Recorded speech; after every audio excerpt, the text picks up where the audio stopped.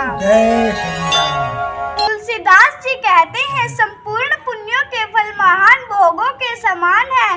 जगत का छल रहित यथार्थ हित करने में साधु संतों के समान है। सेवकों के मन रूपी मानसरोवर के लिए हंस के समान और पवित्र करने में गंगा जी की तरंगमालाओं के समान है। श्री राम जी के गुणों के समूह कुमार्ग, कुत्रक, कुचार और कलयुग के कपट, दभग और पाखंड के जलाने के लिए वैसे ही है जैसे ईंधन के लिए प्रचंड अग्नि। रामचरित्र पूर्णिमा के चंद्रमा की किरणों के समान सभी को सुख देने वाले हैं, परंतु सज्जन रूपी कुमुदिनी और चकोर के चित्त के लिए तो विशेष हितकारी और महान लाभदायक है। जिस प्रकार श्री पार्वती जी ने श्री शिव जी से प्रसन्न किया और जिस प्रकार से श्री शिव जी ने विस्तार से उसका उत्तर कहा, वह सब कारण मैं विचित्र कथा की रचना करके गाकर कहूँगी। जिसने यह कथा पहले न सुनी हो वह इसे सुनकर आश्चर्य न करे। जो ज्ञानी इस विचित्र कथा को सुनते हैं वे यह जानकर आश्चर्य नहीं करते कि संसार में राम कथा की कोई सीमा नहीं है। उनके मन में ऐसा विश्वास रहता है नाना प्रकार से श्री रामचंद्र जी के अवतार हुए हैं और 100 करोड़ तथा अपार रामायण है। कल्प भेद के अनुसार श्री हरि के सुंदर चरित्रों की मुनीश्वरों ने अनेकों प्रकार से गाया है। हृदय में ऐसा विचार कर संदेह न कीजिए और आदर सहित प्रेम से इस कथा को सुनिए। श्री रामचंद्र जी अनंत हैं, उनके गुण भी अनंत हैं और उनकी कथाओं का विस्तार भी असीम है। जिनके विचार निर्मल हैं वे इस कथा को सुनकर आश्चर्य नहीं मानेंगे। इस प्रकार सब संदेह को दूर करके और श्री गुरु जी के चरण कमलों की रज को सिर पर धारण करके मैं पुण्य हाथ जोड़कर सबकी विनती करती हूँ, जिससे कथा की रचना में कोई दोष प्रश्न करने न पावे। अब मैं आदर पूर्वक श्री शिव जी को सिर नवाकर श्री रामचंद्र जी के गुणों की निर्मल कथा कहती हूँ। श्री हरि के चरणों पर सिर रखकर संवत में इस कथा का आरंभ करती हूँ। चैत्र मास की 9वीं तिथि मंगलवार को श्री अयोध्या जी में यह चरित्र प्रकाशित हुआ। जिस दिन श्री राम जी का जन्म होता है, वेद कहते हैं कि उस दिन सारे तीर्थ वहाँ चले आते हैं। असुर, नाग, पक्षी, मनुष्य, मुनि और देवता सब अयोध्या जी में आकर श्री रघुनाथ जी की सेवा करते हैं। बुद्धिमान लोग जन्म का महोत्सव मनाते हैं और श्री राम जी की सुंदर कृति का गान करते हैं। सज्जनों के बहुत से समूह उस दिन श्री सरयू जी के पवित्र जल में स्नान करते हैं और हृदय में सुंदर शांत शरीर श्री रघुनाथ जी का ध्यान करके उनके नाम का जप करते हैं।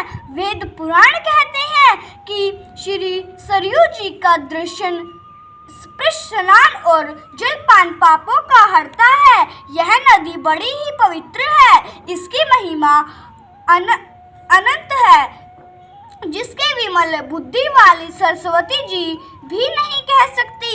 यह शोभायमान अयोध्यापुरी श्री रामचंद्र जी के परम धाम की देने वाली है, सब लोगों में प्रसिद्ध है और अत्यंत पवित्र है। जगत में 4 खानी के अनंत जीव हैं, इनमें से जो कोई भी अयोध्या जी में शरीर छोड़ते हैं वे फिर संसार में नहीं आते हैं।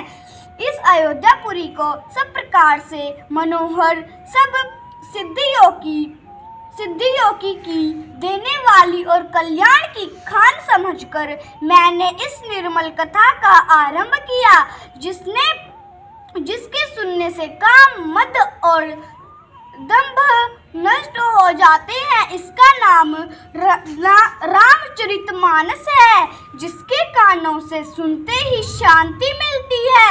मन रूपी हाथी विषय रूपी दावानल में जल रहा है, वह यदि इस रामचरितमानस रूपी सरोवर में आ पड़े तो सुखी हो जाए।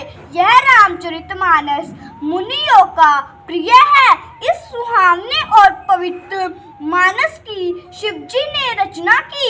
यह तीनों प्रकार के दोषों, दुखों और दरिद्रता को तथा कलयुग की कुचालों और सब पापों का नाश करने वाला है। श्री महादेव जी ने इसको रचकर अपने मन में रखा था और सुअवसर पाकर पार्वती जी से कहा। इसी से शिवजी ने इसको अपने हृदय में देखकर और प्रसन्न होकर इसका सुंदर रामचरितमानस नाम रखा। मैं उसी सुख देने वाली सुहावनी राम कथा को कहती हूँ। हे सज्जनों, आदर पूर्वक मन लगाकर इसे सुनिए। यह रामचरितमानस जैसा है जिस प्रकार बना है और जिस हेतु से जगत में इसका प्रचार हुआ, अब वही सब कथा मैं श्री उमा महेश्वर का स्मरण करके कहती हूँ। श्री शिव जी की कृपा से उसके हृदय में सुंदर बुद्धि का विकास हुआ, जिससे वह तुलसीदास श्री रामचरितमानस का कवि हुआ। अपनी बुद्धि के अनुसार तो वह इसे मनोहर ही बनाता है, किंतु फिर भी हे सज्जनों, सुंदर चित्त से सुनकर इसे आप सुधार लीजिए। सुंदर बुद्धि में है, हृदय ही उसमें गहरा स्थान है। वेद पुराण समुद्र है और साधु संत मेघ है। वे श्री राम जी के सूर्य रूपी सुंदर, मधुर, मनोहर और मंगलकारी जल की वर्षा करते हैं।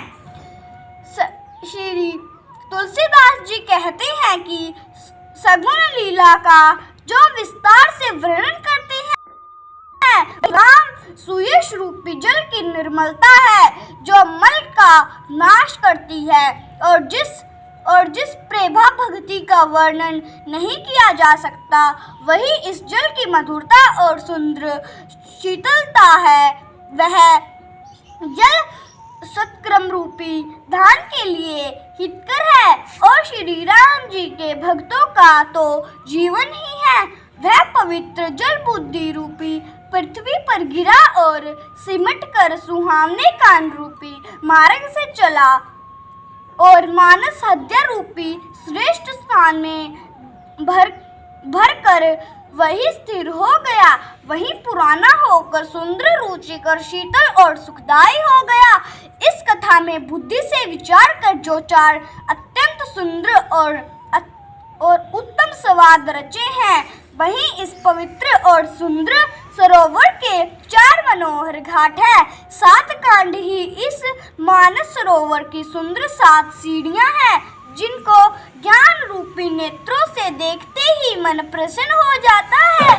श्री रघुनाथ जी की निर्गुण और निभार्थ महिमा का जो वर्णन किया जाएगा, वही इस सुंदर जल की अथाह गहराई है। श्री रामचंद्र जी और सीता जी का यश अमृत के समान जल है। इसमें जो उपमाएं दी गई हैं, वही तरंगों का मनोहर विलास है।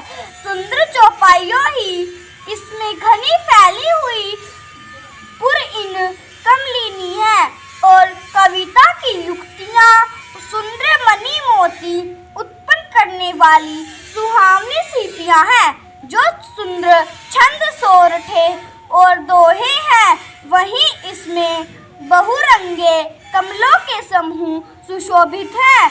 अनुपम अर्थ, ऊंचे भाव और सुंदर भाषा ही प्राग पुष्परज, मकरंद, पुष्परस और सुगंध है। सत्कर्मों, पुण्यों के पूज्य भोरों की सुंदर पंक्तियां हैं। ज्ञान, वैराग्य और विचार हंस है। कविता की